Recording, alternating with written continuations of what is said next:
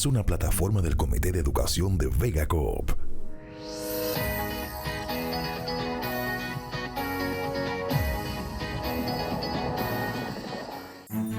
La casa de tus sueños. El techo y protección de los tuyos. La disfrutas en familia, donde se forjan los valores, los cimientos para el futuro. En Vega Coop conocemos la importancia de conseguir tu hogar, tu solución hipotecaria. Vega Coop, de tu lado siempre.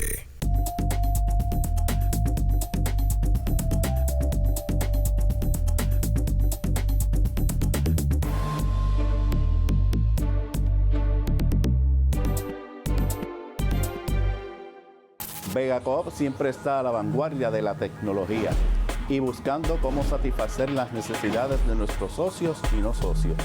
Es por esa razón que creamos esta nueva plataforma de servicios virtuales. Puedes realizar pagos, transferencias, aperturas de cuenta, solicitud de préstamo y muchos otros más servicios. Llámanos y con mucho gusto te atenderemos. En Vega Coop contamos con un personal capacitado para brindarte un servicio de excelencia. Te ayudaremos a realizar la mayoría de tus transacciones desde la comodidad de tu hogar o trabajo. Y recuerda que en el Centro de Servicios Virtuales estamos de tu lado siempre.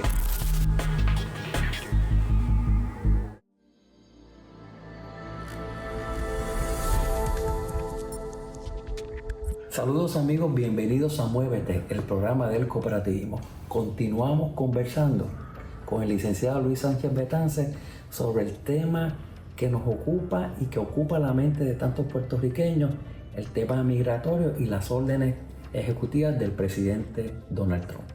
Es bien importante también que cuando se trata de inmigración no es un proceso criminal, es un proceso civil, administrativo, y no es un arresto, es una detención. Y la persona detenida tiene derecho a unos procesos conforme al debido proceso de ley para ser repatriado o deportado.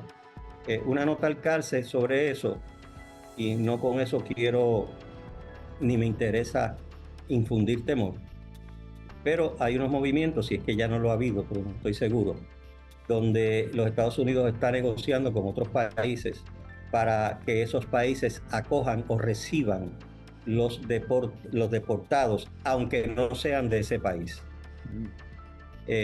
ofreciendo prebendas, dinero o beneficios si recibes el barco, el avión o lo que fuera, pues aunque no hayan ciudadanos de ese país, me los vas a recibir pues a cambio de lo que fuese. Eso es terrible. Sí, por eso que me deporten de por sí, o sea, que me arranquen como si un árbol, personas aquí que llevan 20, 30 años, las raíces son profundísimas, sí, ¿verdad? Y es como si viniera una grúa y arrancara ese árbol, ya de por sí eso es un golpe mortal, probablemente, o de mucho daño. Peor aún si lo llevan a uno a un país que no es el suyo, en donde uno no tiene ni siquiera una infraestructura de apoyo, ¿verdad? O sea que eso debe estar en la conciencia de todos, en el sentido de lo más que puede afectar al inmigrante, que vino aquí a trabajar, que vino, o sea, tengo que también distinguir de el que está en actividades ilegales, ¿verdad? O que está en el trasiego de drogas o en la trata humana, etcétera. Eso no estoy hablando de eso. Sí, pero ese de que usted está hablando, que es el que aspira a una mejor vida, a desarrollarse, a contribuir, a integrarse, a aportar. Para esos también existen oportunidades de orientación. Entiendo que la clínica de la Escuela de Derecho de la Interamericana abrió una línea, esta organización sin fines de lucro de Estados Unidos, de Unión de Libertades Civiles, claro, en donde le están brindando anónimamente información y orientación a todos las personas que estén en esta condición de vulnerabilidad, que deben, sin temor, acceder a esos servicios de orientación que no están preguntándole ni dirigiéndole, que lo que quieren es realmente ponerlos en condición de orientarlos y en capacidad de iniciar el trámite, ¿verdad? Los trámites que correspondan.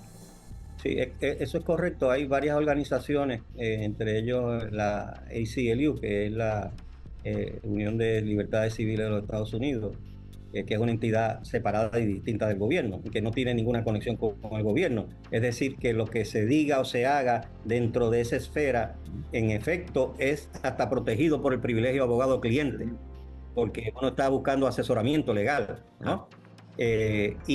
Y como esa organización también está las clínicas de asistencia legal y está Servicios Legales de Puerto Rico, y hay algunos municipios que tienen unas divisiones de asesoramiento o de servicios legales a los indigentes, y el Colegio de Abogados de Puerto Rico también tiene una unidad o un grupo de abogados, muchos de ellos voluntarios, donde ceden de su tiempo para orientar al indigente desde el punto de vista legal, ¿no? O sea que, y como usted mencionó ahorita la enmienda 14, dentro del debido proceso de ley está el derecho a tener representación legal y a estar representado y asesorado por un abogado en todos los procesos en donde su libertad o su propiedad esté en juego, ¿no? En cualquier enfrentamiento con el Estado, uno tiene derecho a tener un asesoramiento legal. Y yo insto a aquellos que tengan dudas de su situación que procuren ese asesoramiento legal, porque hay bastantes excepciones por las cuales no necesariamente puedan deportar a uno, ¿verdad? Por ejemplo, si uno ha sido víctima de un delito y el Estado está llevando a cabo un caso contra el agresor o contra el victimario, y el Estado interesa, ya sea Puerto Rico o el gobierno de los Estados Unidos, llevar a cabo ese caso y necesita a la víctima como testigo, pues esa puede ser una excepción a la deportación en ese momento, ¿verdad? Por ejemplo, ¿qué pasa cuando un ciudadano, probablemente mujer más que hombre, donde es el único sostén de un niño o niña con algún impedimento, y si me deportan a mí, ¿qué va a pasar con ese niño o niña? Y si hay una situación grave donde, y partiendo de la premisa de que ese niño o niña es ciudadano americano, ¿verdad? Es decir, el gobierno, ¿cómo va a manejar la extradición o la deportación, mejor dicho, de una mujer que es el único sostén de ese niño impedido? ¿Cómo el gobierno va a manejar eso? Puede ser una de las excepciones por las cuales no procedería la deportación, ¿no? Igual que lo de la enmienda 14, que nuevamente no tiene que ver si es o no es ciudadano, sino que es persona, y basta con que sea persona para que esté protegido. Por ejemplo, uno tiene la protección de no estar sujeto a intervenciones, a registros, si no hay una orden de un tribunal. Si es que la persona que llega a la casa y toca, primero, no tiene que abrir la puerta. Si hay una orden judicial, se lo tienen que informar y usted tiene que abrir la puerta, porque si no se la van a tumbar. Igual que si alguien llega a la puerta de mi casa sin ninguna orden judicial, que me digan yo quiero revisar su casa, a ver qué usted tiene aquí adentro, pues no va a pasar del umbral de la puerta, ¿ve? Porque no hay una orden judicial que autorice que esa persona entre al recinto sagrado de un hogar sin esa orden judicial. Y todas estas cosas que nuevamente las menciono no porque yo sea un experto en inmigración, sino porque conozco de esto, y donde debe ir la persona con la duda es a estas organizaciones sin fines de lucro privadas que no están intervenidas o reguladas, bueno, están reguladas, pero no están intervenidas ni tienen relación con el Estado como para poder el que vaya tener miedo a que lo que se diga allí y se pueda usar en su contra. Insisto en este momento a estas personas que nos sintonizan o que tienen familiares o amigos o conocidos que pudieran estar en esta situación, que no están solos y que realmente hay organizaciones que van a procurar orientarlos, que los van a orientar y los pueden guiar en un proceso, el proceso que corresponda, ¿verdad? Porque cada caso es un caso y cada circunstancia particular es una circunstancia particular. Lo que sí es cierto que no se puede criminalizar, ni se puede estigmatizar, ni se puede discriminar por una comunidad de migrantes, por una persona, por un individuo, por una familia, que las circunstancias de la vida lo han llevado a tener que emigrar, porque eso es una situación que ocurre y que continuará ocurriendo. No es que esto va a haber un detente, es que ocurrió, que está ocurriendo y va a continuar ocurriendo. Lo importante es que en el caso de los Estados Unidos y Puerto Rico, como parte de esta jurisdicción, estamos en Estado de Derecho y lo pueden interpretar de 20 formas. Habrá los foros que finalmente interpreten, ¿verdad? Pero la Constitución es clara y la Constitución no es un libro ni un manojo de páginas de hojaldre, ¿verdad? Es un documento realmente vivo, que bien pensado, que se ha temperado a los tiempos, que ha tenido esa vigencia y de una nación que realmente no es vieja, porque también hablamos relativamente en el mundo. Estados Unidos tampoco es una nación tan longeva. Es de recién fundación. Y allí, antes que llegaran los españoles o los ingleses, existían naciones de los que nacieron allí, que se les dice indio por la cuestión de que Colón iba en busca de las Indias, pero que no era, ¿cómo le digo? Esos eran los verdaderos nativos. Claro que sí, y políticamente organizados, con estructuras, con sociedad. O sea, la gente se ha hecho... Las que sean, pero eran las que ellos decidieron que fueran. Las que ellos determinaron. O sea, no somos individuos ni gente desde la fundación de los Estados Unidos. Eso hay que decirlo, dejarlo claro y sin ningún temor a decirlo. Qué bueno que estamos dentro de un sistema con una constitución tan amplia, con una constitución de Puerto Rico, con una carta de derechos tan extensa y amplia, ¿verdad? Pero vivimos en unas realidades. Y licenciado, estamos, y yo insisto en el concepto de vulnerabilidad, porque aquí también un poco en los medios de comunicación, ha habido como una cacería, ha habido como una carrera que hablan hasta incluso de cuotas, de intervenciones por jurisdicciones o por entidades por su propia subsistencia. Y eso sí que es trágico, ¿verdad? Que el ser humano, que es tan importante y que debe ser el centro de todo, sea utilizado como un objeto mercantil y para el tráfico de otras cosas. De acuerdo. La estigmatización del inmigrante, ¿no?, conduce a tratos perjudiciales, discriminatorios y abusivos. Por ejemplo, cuando yo fui secretario, se negoció la demanda que había instado el gobierno de los Estados Unidos para reformar la policía de Puerto Rico. Y una de las cosas que insistí, aunque yo era demandado, representaba al demandado en el sentido de que el gobierno de Puerto Rico estaba siendo demandado, sí propuse y se incluyó el que hubiera una disposición que evitara que la policía discriminara por origen nacional o por cuestiones políticas o económicas, ¿verdad? Y eso está en los documentos de la reforma de la policía, porque se decía y había evidencia del maltrato, abuso contra comunidades de inmigrantes, particularmente los dominicanos, ¿no? ¿Y qué pasa? Que una sin documentos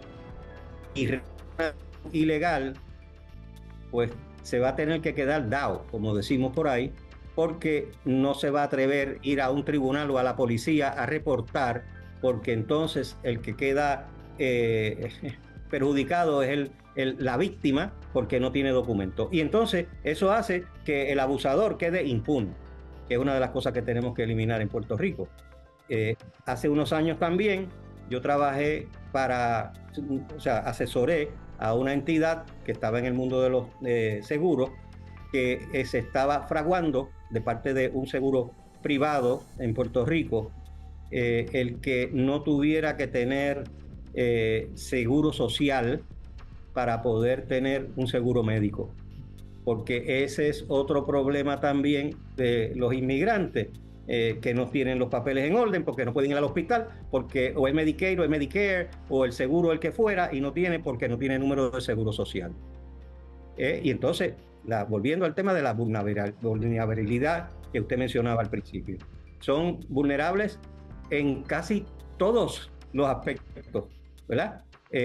Por lo que requieren de una mayor protección, no de violación de la ley, ¿verdad? Porque estamos claros la primacía del gobierno de los Estados Unidos, pero yo creo que el gobierno de Puerto Rico debe tomar acción para, por ejemplo, algún tipo de organización o mecanismo para fomentar y ayudar a la legalización de un estatus migratorio sin documento, ¿no? El gobierno puede tener las herramientas para proteger en una escuela, por ejemplo, a los menores de edad, en el sentido de que si llegara un oficial o lo que fuera, habría que tener una orden para poder intervenir con un niño. Claro, volvemos otra vez miedo, el temor y la falta de voluntad. Porque, si no haces esto, te quito los fondos federales. Si no haces esto, te cierro el negocio, etcétera. Y la gente responde, porque todos somos vulnerables al miedo, ¿verdad? O sea, y la gente responde más al temor que a la buena voluntad.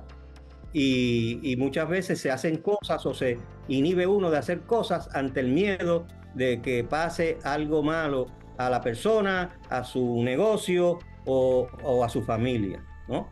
Y en eso creo también que las cooperativas tienen un rol bien importante, porque son las que más directamente están con el pueblo, porque son familiares, son del barrio, del pueblo, ¿no? Sí. Y conoce su gente de verdad. Y hay, y supongo que lo debe haber, ¿verdad?, programas en donde ya sea como depositante, como miembro, etcétera, que sabemos que hay sus reglamentos y leyes que hay que cumplir, ¿verdad? Y por ejemplo, el que abre una cuenta, si tiene o no tiene seguro social, ¿verdad? Que es también la forma de identificar para propósitos contributivos. O sea que hay una serie de cosas que quizás el Estado, como por ejemplo cuando la administración de Alejandro García Padilla, donde determinó y aprobó leyes o ley y reglamentos para que no tenía que ser ciudadano americano ni demostrar la condición del estado migratorio para obtener la licencia de guiar un vehículo de motor. Y esa es una medida que tomó el Estado, ¿okay? Y que permanece. O sea que el Estado puede hacer, y ciertamente creo que ha hecho o tiene el Departamento de la Familia para un niño abandonado, ¿no? O abusado. Y si uno es víctima del abuso, lo que uno no puede hacer es tener ceguera intencional, mirar hacia el lado. El Estado tiene una responsabilidad. Yo le soy franco, no es que tenga la cuota mía de optimismo sobre este tema en particular. Le confieso que no es tan elevada, pero apenas, porque lo que estamos viendo es una reacción del Estado en Puerto Rico como el choque del boxeador, del golpe que salió y está como que todavía aturdido. Quisiera pensar que es eso, o no pensar que es un acomodo a una ideología y unas políticas, ¿verdad?, que todos conocemos. Pero la realidad es que el Estado tiene una responsabilidad con sus ciudadanos y cumplir las leyes, pero poner a los ciudadanos también en condiciones, ¿verdad?, de orientarlos y guiarlos hacia ese cumplimiento de las leyes. En el caso de nosotros nos corresponde como la sociedad, no solamente ser solidario de la boca, sino ser empático, ponernos en los zapatos de cada quien y saber que podemos hacer más de lo que estamos haciendo, salir de nuestra zona de comodidad, porque todos nosotros tenemos amigos, parientes y familiares emigrantes, que han sido emigrantes. Así que desde nuestra experiencia, los que han ido de Puerto Rico a Estados Unidos hace décadas, a los que nos han acompañado a nuestra familia a lo largo de muchas décadas también de otros países. Así que es una responsabilidad como ciudadanos, y los cooperativistas debemos aprovechar esta plataforma extraordinaria que es el cooperativismo, que es una herramienta transformadora que se reafirma en el ser humano, en sus valores, en los principios y sobre todo en fortalecer día a día con nuestras acciones los preceptos de la democracia. Le agradezco, licenciado, esta conversación que nos ha quedado corto porque para un tema de esta envergadura realmente no se puede encajonar en tiempo, pero la realidad es que estamos limitados y le agradezco su disponibilidad y su disposición y su franqueza para hablar con nosotros y hacer posible y hacer partícipe de esta conversación a miles de personas. Sí, yo con mucho gusto y estamos a las órdenes y me honra que la cooperativa haya pensado en mí para poder transmitir estos datos, estos hechos u orientación a la comunidad en términos generales, y felicito a la cooperativa por hacerlo, ¿verdad? Y además por tener un presidente, y en esto no es alabarlo necesariamente, pero porque uno se puede reunir con un presidente de un banco y ciertamente no va a escuchar lo que hemos escuchado hoy del presidente de la cooperativa, en términos de la empatía, en términos de los vulnerables, en términos del deber del Estado o de las instituciones en proteger a los vulnerables. Así que me alegro mucho de ser partícipe de este programa y estoy a las órdenes. Muchas gracias y lo mejor de la vida siempre la acompañe. Mucho éxito en todo su desarrollo personal y profesional. Muchas gracias, muchas gracias. Igualmente, gracias. A ustedes, amigos, nos estaremos dando cita en la próxima edición de Muévete, el programa del cooperativismo. Hasta luego.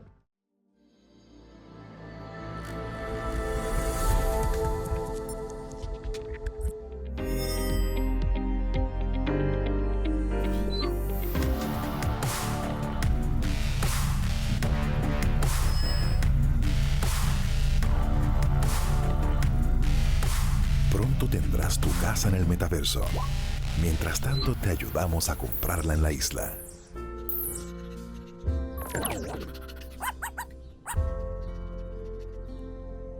Vega Coop, de tu lado siempre. Nos pertenece a todos. Es tiempo de dar lo mejor de nosotros. Con esmero y dedicación construiremos un mejor futuro. Vamos para adelante.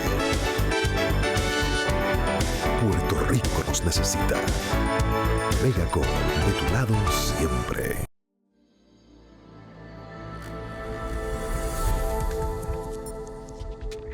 Hola, soy el Dr. Víctor Collazo y vamos a hablar sobre tu mascota. Hay un tema controversial que se está desarrollando tanto en Estados Unidos como en Puerto Rico, y es el uso de estas dietas distintas a lo que estábamos acostumbrados a alimentar a nuestra mascota. Generalmente utilizamos comida seca, es la recomendación general. Y hay un movimiento para la utilización de comida cruda, lo que le dicen en inglés raw diets. La teoría detrás de todo esto es que nuestras mascotas, particularmente los perros, son descendientes de lobos, y los lobos comen carne cruda, y les cae muy bien, están saludables y gorditos y colorados y con un pelaje fabuloso. Y se está tratando de traer ese tipo de pensamiento y alimentar a la mascota de la misma forma. Lo que se nos olvida en este proceso es que al igual que domesticamos a ese lobo y lo convertimos en un perro, no fue solamente el comportamiento lo que se domesticó el sistema gastrointestinal en el proceso, porque nos alejamos de lo que se conoce como la selección natural. La selección natural es que solamente el más fuerte va a sobrevivir. Aquellos lobos con un sistema gastrointestinal débil no sobrevivían la idea de comer carroña, de comer restos de animales que ya están descompuestos. Cuando nosotros seleccionamos a nuestras mascotas, no lo hacemos pensando en un sistema gastrointestinal saludable. Lo hacemos porque son lindos, es la raza que queremos. Y cuando nacen 10 perritos de nuestra perra, queremos que los 10 se salven. En la vida salvaje, nacen 10 lobos y probablemente 4 sobreviven. Esa es parte de la selección natural. Ahora queremos tratar de alimentarlos como si tuvieran un sistema gastrointestinal salvaje. No es muy diferente a si extrapolamos eso hacia nosotros. Podemos decir que nuestros ancestros comían insectos, comían carne cruda y estaban perfectamente bien. Así que vamos a agarrar la primera cucarachita que pase por ahí y la cogemos de snack. Probablemente no nos va a ir muy bien a nivel gastrointestinal, porque nuestro sistema gastrointestinal evolucionó según nosotros evolucionamos. Ya no tenemos ese sistema gastrointestinal fuerte que toleraba las cosas que nuestros ancestros toleraban. La mascota no es distinta. Considéralo. Si estás pensando utilizar este tipo de dietas, habla con tu veterinario. Toma en cuenta los diferentes riesgos, entre ellos las bacterias que pueden estar ingiriendo y cuánto daño le puede causar. ¿Y cuál realmente es el beneficio para tu mascota, más allá de cumplir con una moda y una modalidad que se está llevando a cabo? Siempre ten el beneficio de tu mascota como primera razón para hacer estos cambios y toma una decisión inteligente para el bienestar tuyo y de tu mascota. Soy el Dr. Víctor Collazo y te puedes comunicar con nosotros al Hospital Veterinario Ponce de León en la Avenida Esmeralda en Guaynabo al 787-720-1463. Contigo en Muévete.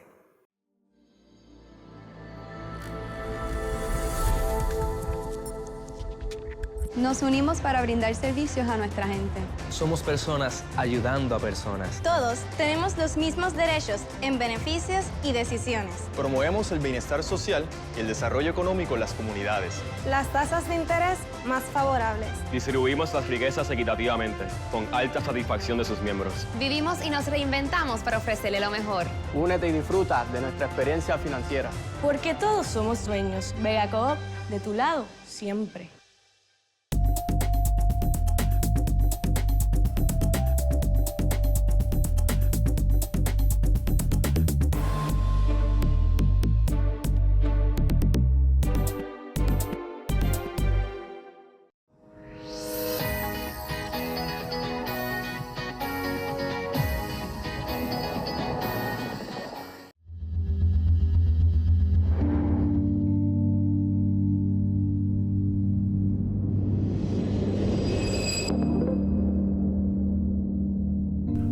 Muévete es una plataforma del Comité de Educación de Vega Coop.